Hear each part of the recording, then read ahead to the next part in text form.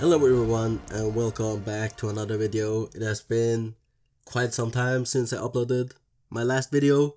I'm trying to figure out what to do with the channel to upload more consistently, and I think I found one series that I'm going to do monthly. It's inspired by many other people. I do want to try to upload more consistently. But anyway, we are not here for that. We are here for The Flash. So the Flash movie was a box office bomb for Warner Brothers. It had a budget from 200 to 220 million, and it only made $269 million at the box office, which is insanely low. I mean, it's safe to say that Warner Brothers hasn't had a great streak with their DC movies in recent times. Shazam 2 had a budget of 125 million and only made 134 million, which is terrible. I mean, when you think about it, the two last movies have absolutely flopped, and the one movie that didn't have that big of expectations was Black Adam. That movie made $393 million at the box office. I mean, it still became a box office bomb, but it grossed more than the other movies, and that's unbelievable. How does a Black Adam movie gross more than a Flash movie? Now, I have made a pros and cons list of the Flash movie and what I thought was good and bad. And then I have some questions or some in-between pros and cons that I want to talk about. So let's just get right into it. Alright, so I want to start off by saying that Ben Affleck's Batman is always delightful to see. I love that Batman character. I know that there's a lot of controversy about or surrounding Ben Affleck's Batman, that he is ending people's lives and stuff like that. But I don't know. I love this Batman for some reason. He reminds me of Frank Miller's Dark Knight Returns. And yeah, that Batman is ruthless, just like this Batman. And you know, I can accept that he is ending people's lives because this is clearly a Batman who has been down in the gutters in the Batman v Superman movie.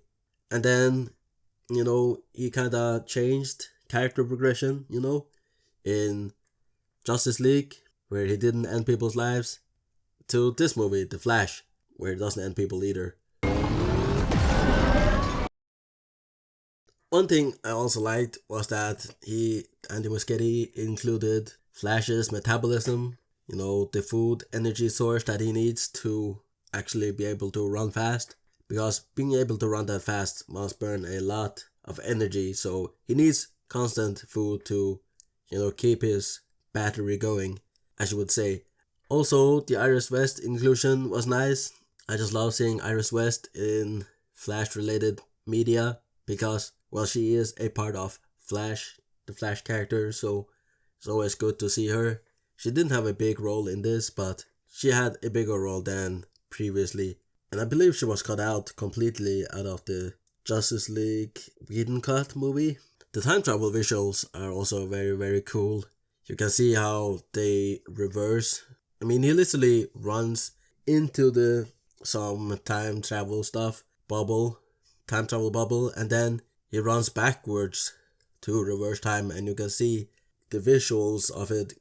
You know, when he's in this bubble, you can see the visuals around him, you know, going backwards, and that was really cool. I don't think it has really been done like that before, time travel, but it was really cool. And call me stupid, but I don't know, I laughed at the scene where he was running around when he lost his powers, but he didn't know he had lost his powers. I mean, say what you want about that scene, but I laughed at it, so, you know, maybe I'm in the wrong. Alright, now that we are talking about some pros, let's talk about some cons. It had a very cringe opening, I'm not gonna lie. That could have been completely cut out of the movie. I don't know why he would include that. It wasn't fun at all. It was just, as I said, cringe. Very cringe. If you haven't seen the movie, I recommend you skip the few opening minutes of the movie. I don't think it serves any purpose, really. Another criticism I have of the movie is that they have, and this is gonna be spoiler filled, okay? The movie came out a month ago. Nobody watched it, so nobody cares about spoilers, right? So, the Superman references cameo despite being axed. And there are obviously many different Superman references or cameos in the movie. but I'm specifically talking about Henry Cavill's Superman, because Henry Cavill, as you know, got the axe. He is no longer Superman. He will no longer play Superman. Obviously, they're rebooting the universe, so it doesn't really make sense that he is Superman. But I don't know why they included him if he got the axe. It's so stupid. So for some reason, I actually thought that they showed Henry Cavill's face in the movie. I don't know why I remember it like that, but they didn't show his face. But the Superman that they showed on TV is obviously that universe's Superman, which is played by Henry Cavill, so it still doesn't really make sense why they would show him, not just someone else. Why would they refer to Superman like that? And then the terrible running animation or technique of Ezra Miller. I don't know if the person just can't run because it looks horrible when Ezra Miller runs. They could have taught Ezra Miller how to run properly, because Ezra Miller's running technique is just absolutely disgustingly horrendous. It just looks very, very bad. I don't know why Ezra Miller swings his legs around like that. It looks like the person is ice skating around. For some reason I thought Ben Affleck's Batman voice sounded a little bit weird. Didn't really sound like him, like from previous movies. Now, it was probably him, but it didn't really sound like him. And maybe they just used a different voice modulator. But yeah, I did not like that voice, and it didn't sound like Ben Affleck, as I said. But it probably was, because he was in the movie. Another criticism that has been universally agreed upon is that the movie has terrible CGI. Now, why does it have terrible CGI? Because this isn't just in some places that it has shoddy CGI. It's literally the entire movie that is just filled with garbage CGI. Now, I respect visual effects people, but this is just not good enough. Now, I don't know how they managed to get the CGI so bad.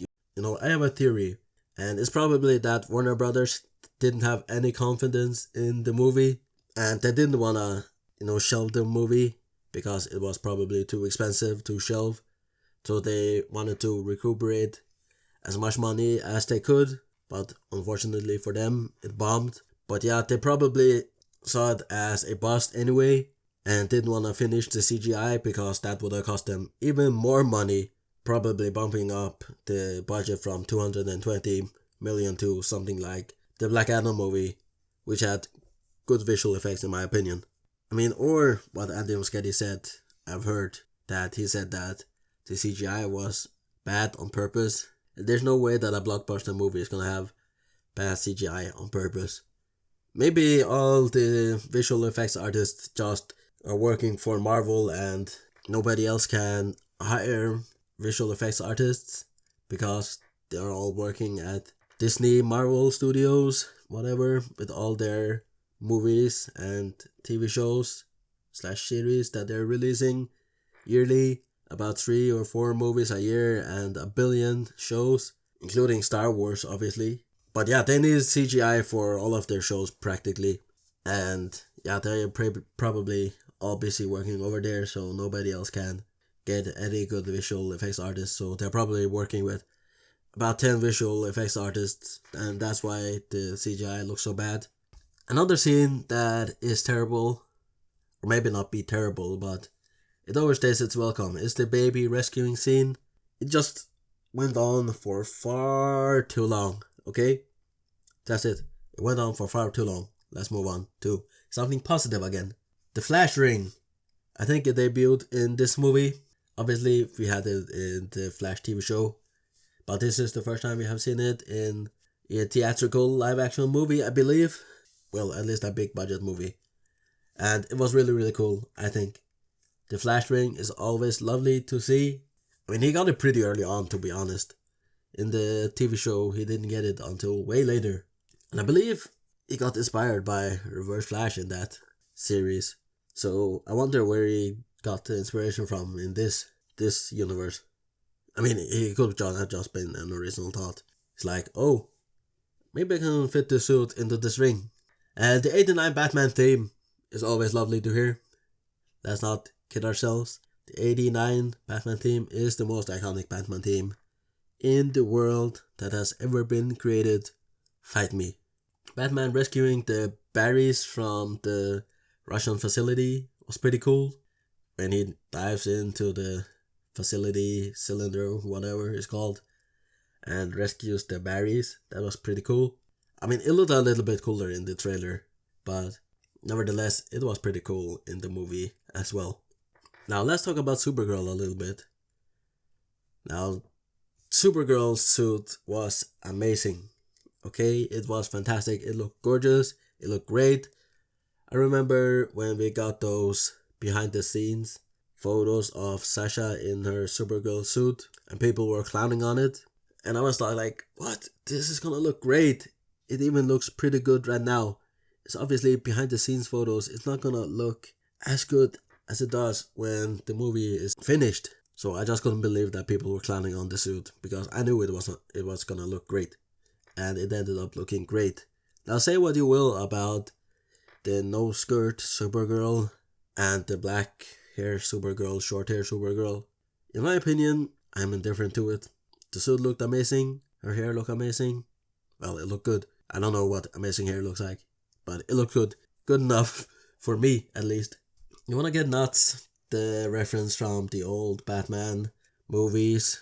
I mean, it was corny, but it is a reference, and I think fans like me, like us, will find it funny and appreciate it. Alright, back to negative stuff. There's more negative here than positive, but not that much. Or I say negative and positive. I mean pros and cons. But yeah, the movie is insignificant. You can't just timeline reset, reboot as they did. I mean, I don't know what's gonna happen after this movie, right? I mean, Blue Beetle has just released. I haven't seen that movie yet. And when does that take place?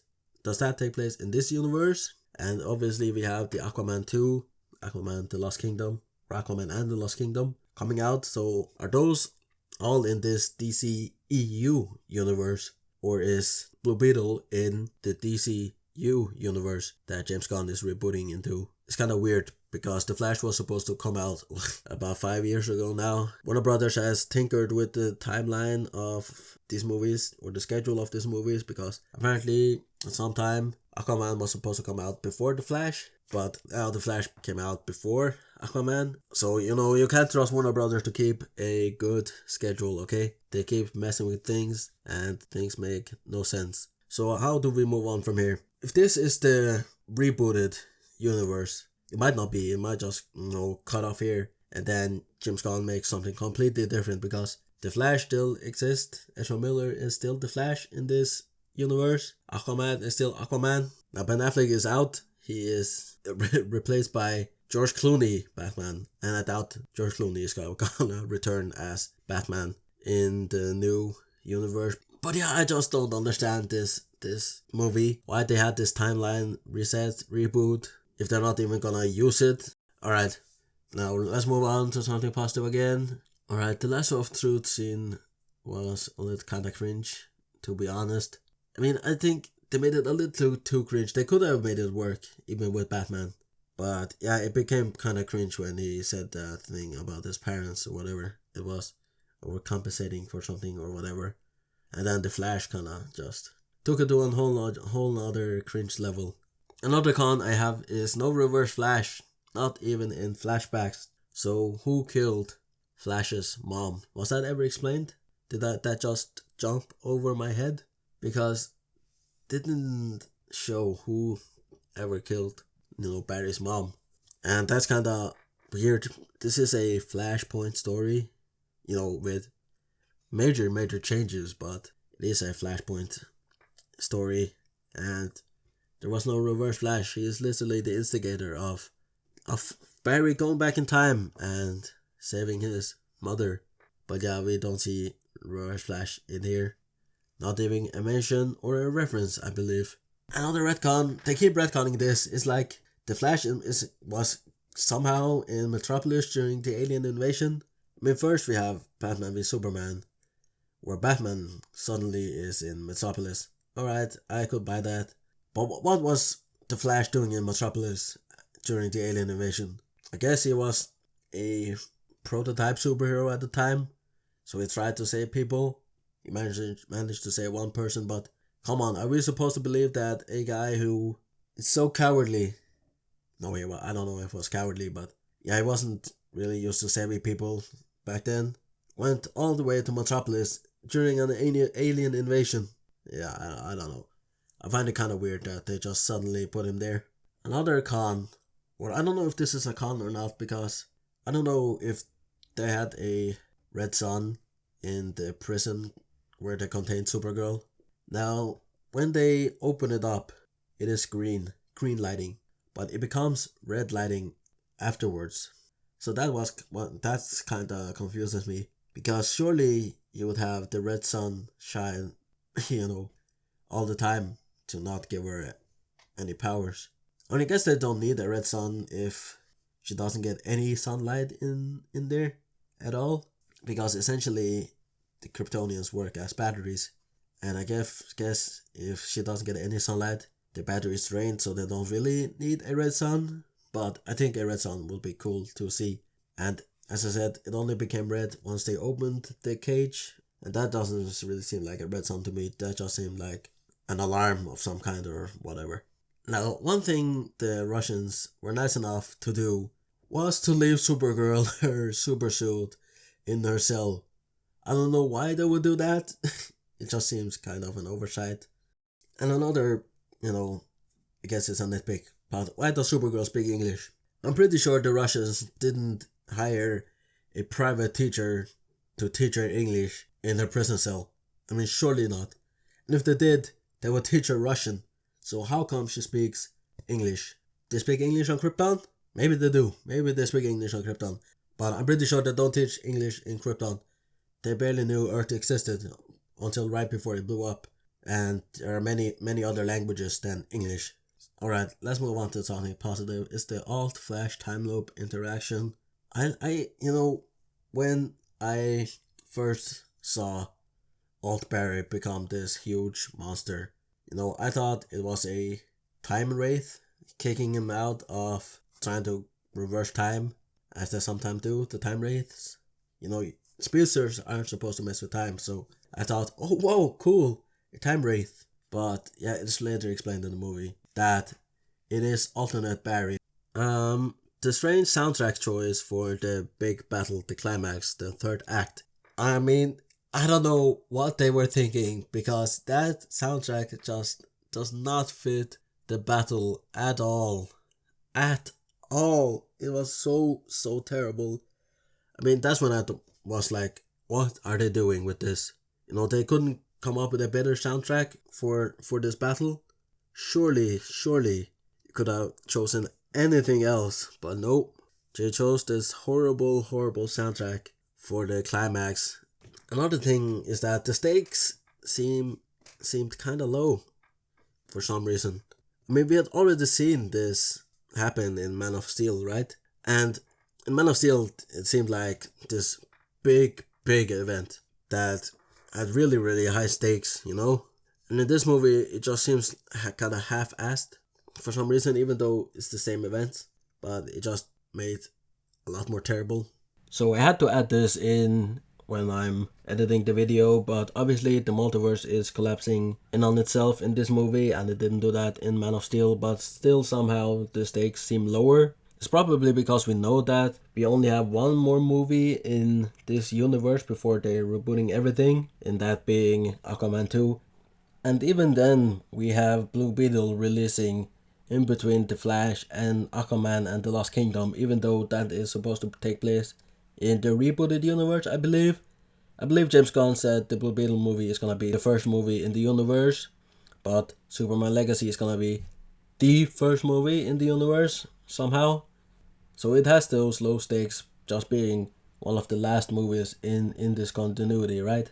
And I guess that Zod really doesn't have a personality in this one. I feel like he was a more fleshed out character in Man of Steel than he was in this one. It's also that he doesn't really have that many speaking lines, so we don't really spend any time with him. I mean, yeah, we know him from previous movies, but still, it just doesn't seem that menacing. Even though he killed Supergirl pretty easily, right? Still, we don't really spend any time with him. We don't really have time to form a connection with him. And the same with Fiora. I don't know if the actress is in this movie that played Fiora, or they just use CGI or deepfake or whatever to put her face in the movie. But yeah, she didn't have any speaking role in this movie. And the Fiora character was amazing in Man of Steel. Okay? She was a badass warrior. And in this movie, she's reduced to not even having a speaking role. What is that about? Huh? What is that about? Alright, so let's go back to the pros. Sacrificing his mom was an emotional scene, I think. I mean, it could have been more emotional, okay?